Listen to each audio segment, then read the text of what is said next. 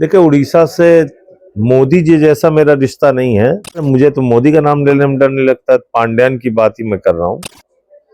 इसको उड़ीसा जैसे राज्य में नहीं आना चाहिए था। इनकी पहचान क्या है, आप बताइए मुझे। आम आदमी पार्टी दिल्ली से वैसे दूर हो गई है, लेकिन दिल्ली से दूर नहीं है, ऐसा लोग कहते हैं। दिल्ली छोड़ करके संजय सिंह उड़ीसा आते हैं। क्या दिखता है उड़ीसा में संजय जी? देखिए, उड़ीसा से मोदी जी जैसा मेरा रिश्ता नहीं है। मेरा वास्तव में पारिवारिक रिश्ता है। यहाँ हर जिले में कुछ ऐसे परिवार हैं जो हमारे साथ, जब मैं पढ़ रहा था कॉलेज के दिनों में उड़ीसा में, तो मेरे साथ पढ़े हुए लड़के हैं। बहुत सारे ऐसे दोस्त हैं जो यहाँ स्टील प्लांट में और जो MCL है, महानदी कोल फील्ड, उसमें काम करते हैं। बहुत सारे ऐसे लोग हैं जो यहाँ पे उड़ीसा माइनिंग में काम करते हैं। तो उड़ीसा से बोली, भाषा, रहन सहन हर तरह से मैं वाकिफ हूं। मैं ये कह सकता हूं कि आम आदमी पार्टी के लिए हर उस राज्य में एक अच्छा मौका है जहां दो पार्टी सिस्टम है। यहां भी अब BJD BJP है और लोगों को निराशा हुई है जिस तरह से पिछले कुछ सालों में यहां पर एक अधिकारी के द्वारा पूरे उड़ीसा को चलाने का जो प्रयास किया गया। नाम लेने में डर लगता है क्या? अरे, मुझे तो मोदी का नाम लेने में डर नहीं लगता। पांड्यान की बात ही मैं कर रहा हूं। तो उसकी वजह से BJD की को हार का सामना करना पड़ा। और अभी जो गलती से पार्टी आ गई है सत्ता में, गलती से आ गई, इसको उड़ीसा जैसे राज्य में नहीं आना चाहिए था। बंगाल में? उसकी वजह यह है कि शांतिप्रिय राज्य है उड़ीसा।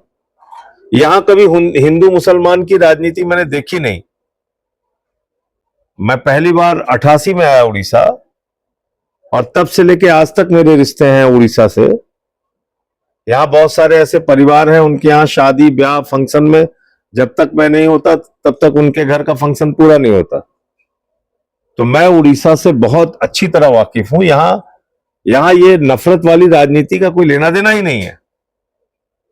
और ये आ गए गलती से। अब गलती से आ गए तो मॉब लिंचिंग हो रही है, यहाँ पे दंगे फसाद हो रहे हैं। तो मतलब बीजेपी जहां जहां पर है वहां पर दंगे फसाद या फिर मजहबी राजनीति। अच्छा, इनकी पहचान क्या है, आप बताइए मुझे।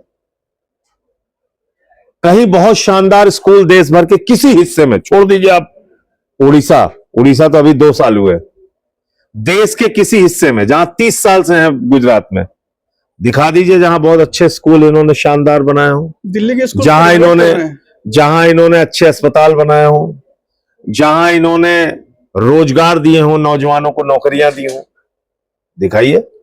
दिल्ली के स्कूलों को भी रिनोवेट कर रहे हैं अभी लोग। अरे, रिनोवेट तो पैसा बनाने के लिए कर रहे होंगे। काम तो हम जितना करके गए हैं, कई पुश्तें उसको याद रखेंगे, जितना दिल्ली के स्कूलों में काम हुआ है। वर्ल्ड क्लास एथलीट के ग्राउंड सरकारी स्कूलों में हमने बनाया। हमने हॉकी के ग्राउंड बनाए, हमने स्विमिंग पूल का निर्माण कराया, हमने एयर कंडीशन कमरे दिल्ली में बच्चों की पढ़ाई के लिए बनाए, स्कूल ऑफ एमिनेंस पंजाब में बनाए, मोहल्ला क्लिनिक का मॉडल दिया, बिजली फ्री, पानी फ्री। यहां भी तो बोला था 300 यूनिट बिजली फ्री देंगे बीजेपी वालों ने। अच्छा, क्या कारण है जो लोग, मिल गया 2 साल में बिजली फ्री। क्या कारण है संजय जी जो लोग आपसे बिछड़ रहे हैं? देखिए, अगर आप राजनीति को देखेंगे ना, और आप बहुत सीनियर पत्रकार हैं, राजनीति के खेल में ये होता है, बहुत सारे लोग आपको छोड़ के जाते हैं, बहुत सारे लोग आपसे जुड़ते हैं। ये भी हमने देखा है, एक ही परिवार के लोग अलग अलग पार्टियों में रहते हैं। लेकिन मूल बात क्या है? क्या आम आदमी पार्टी जनहितकारी राजनीति से हट गई? नहीं। क्या आम आदमी पार्टी भारतीय जनता पार्टी से लड़ना बंद कर दिया? नहीं। क्या आम आदमी पार्टी जायज सवालों और जायज मुद्दों को उठाती है? हाँ, बिल्कुल उठाती है।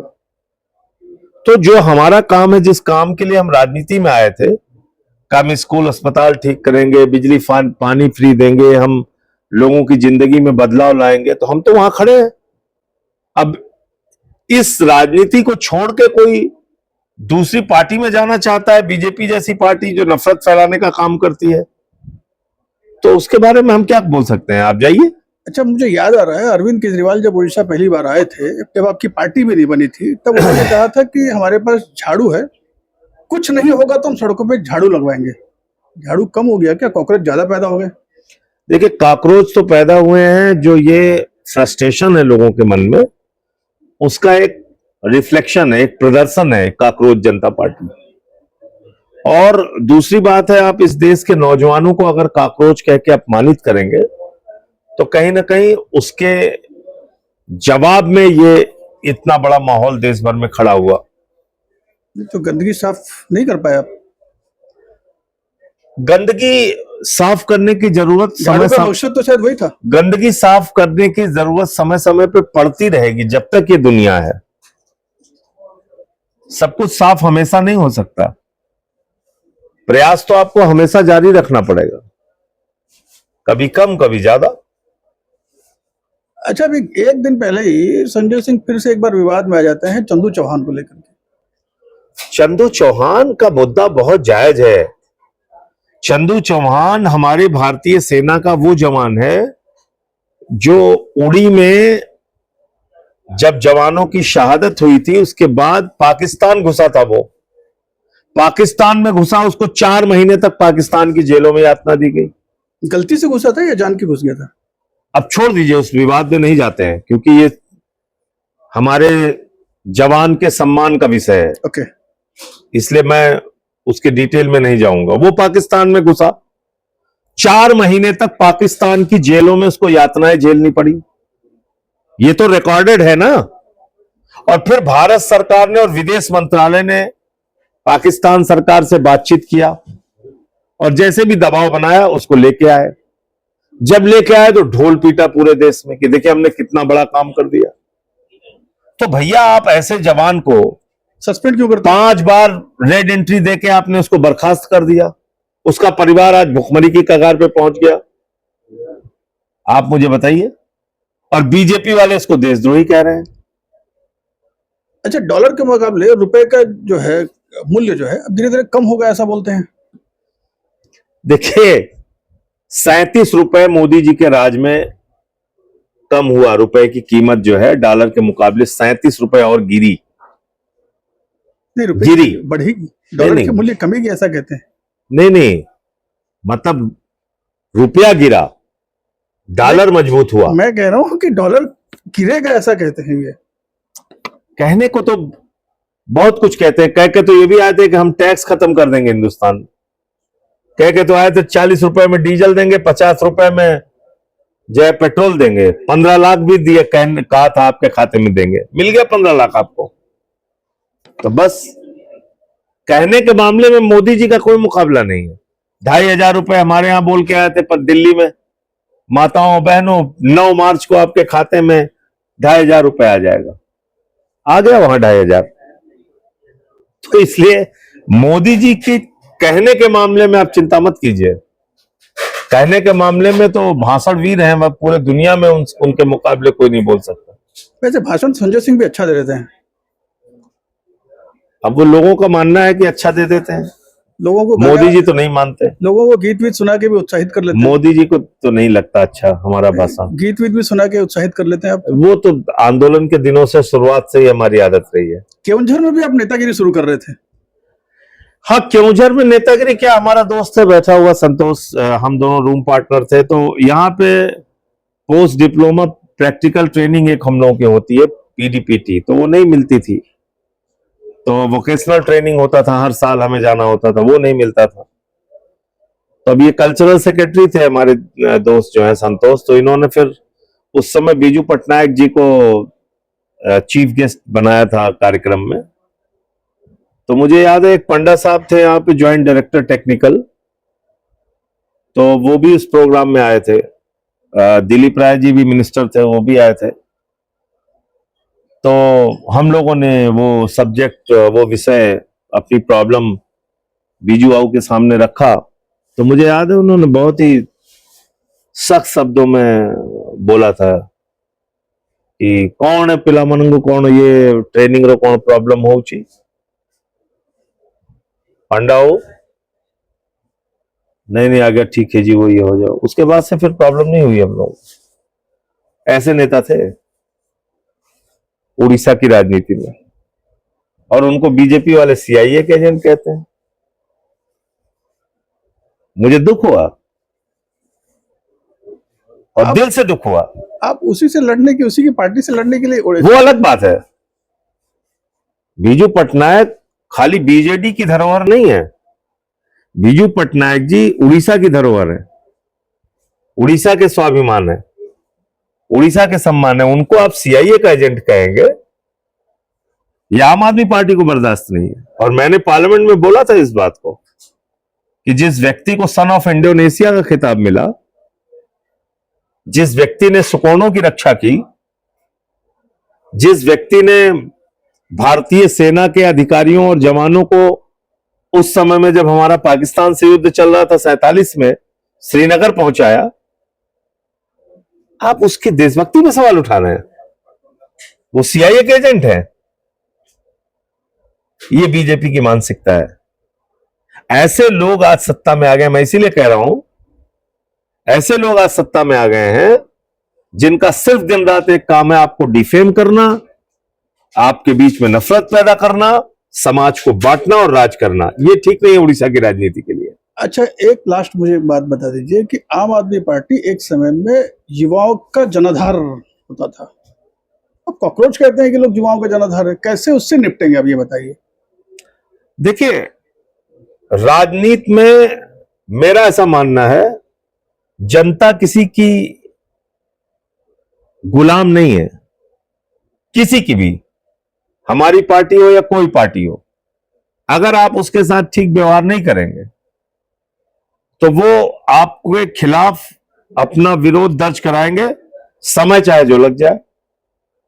अभी कौन है सत्ता में पूरे देश में? भारतीय जनता पार्टी है। आपने देश के युवाओं को क्या दिया 12-13 साल के अंदर? Paper leak. 93 पेपर लीक हुए हिंदुस्तान में, 93 पेपर लीक। और जिस उड़ीसा में मैं बैठा हूं, 2 साल में 17 पेपर लीक हो चुके हैं यहां पे। आप बताइए कहां जाएगा नौजवान?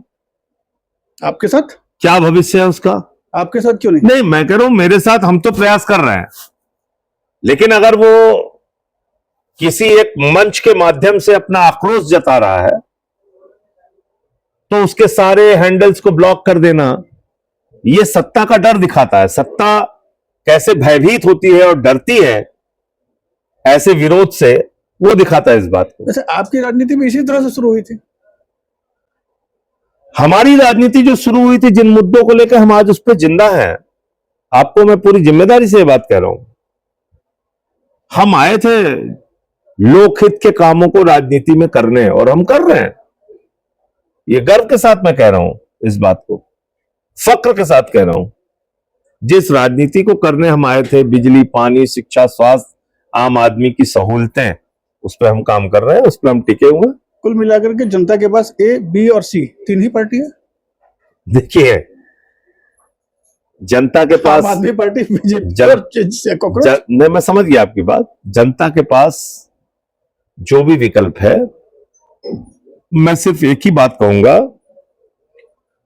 लोकतंत्र में मालिक वही है। उसको कैसा नौकर अपना रखना है, झगड़ा कराने वाला भारतीय झगड़ा पार्टी वाला, या स्कूल अस्पताल देने वाला आम आदमी पार्टी वाला, काकरोच तो अभी की उपज है, इसलिए मैं उस पर कोई टिप्पणी नहीं करूंगा। जन्म जन्मांतर से रहती है, लोग कहते हैं। काकरोच रहती जन्म जन्मांतर। जो आप जिस संगठन की बात आप कर रहे हैं, मैं उसकी बात कर रहा हूं। ओके, युवाओं को यदि आपका जैसा व्यक्ति यदि उत्साहित करता हो तो वो गाना कौन सा गाते हैं आप? मैं जो पार्टी के कार्यक्रमों में भी, और जिस गाने को मैं बहुत पसंद करता हूं, क्रांतिकारी गीत, रुके न जो, रुके न जो, झुके न जो, दबे न जो, मिटे न जो, हम वो इंकलाब है, जुल्म का जवाब है, हर शहीद का गरीब का अमी तो ख्वाब है, रुके न जो, रुके न जो। तो देखिए संजय सिंह कहते हैं आम आदमी पार्टी से हम रुकेंगे नहीं, चाहे कॉकरोच अभी आ जाए, हम उसके आगे ही चलेंगे, जरूरत पड़ी तो झाड़ू भी लगा लेंगे। उड़ीसा आए हैं, क्या होगा ये भविष्य पर निर्भर करता है।